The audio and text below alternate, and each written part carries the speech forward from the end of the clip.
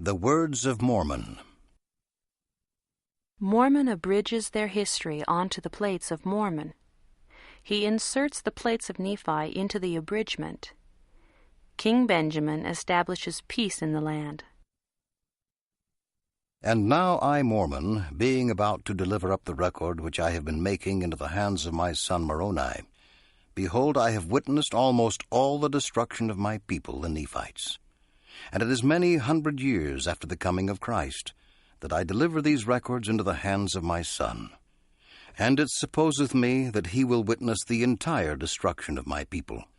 But may God grant that he may survive them, that he may write somewhat concerning them, and somewhat concerning Christ, that perhaps someday it may profit them.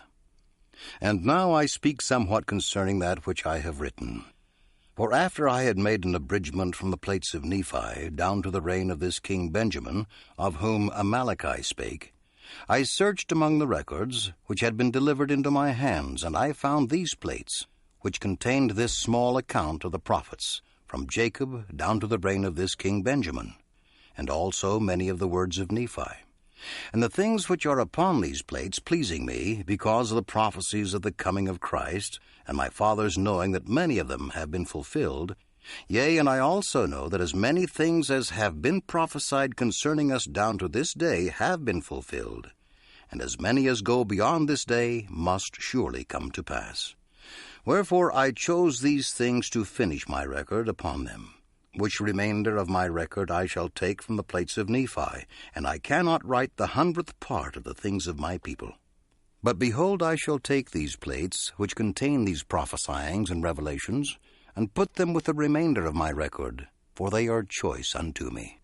And I know they will be choice unto my brethren. And I do this for a wise purpose. For thus it whispereth me, according to the workings of the Spirit of the Lord which is in me. And now I do not know all things, but the Lord knoweth all things which are to come. Wherefore he worketh in me to do according to his will.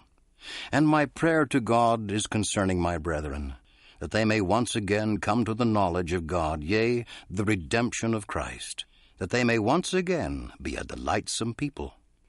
And now I, Mormon, proceed to finish out my record, which I take from the plates of Nephi, and I make it according to the knowledge and the understanding which God has given me. Wherefore it came to pass that after Amaleki had delivered up these plates into the hands of King Benjamin, he took them and put them with the other plates, which contained records which had been handed down by the kings from generation to generation, until the days of King Benjamin. And they were handed down from King Benjamin from generation to generation, until they have fallen into my hands. And I, Mormon, pray to God that they may be preserved from this time henceforth. And I know that they will be preserved, for there are great things written upon them, out of which my people and their brethren shall be judged at the great and last day, according to the word of God which is written. And now concerning this King Benjamin, he had somewhat of contentions among his own people.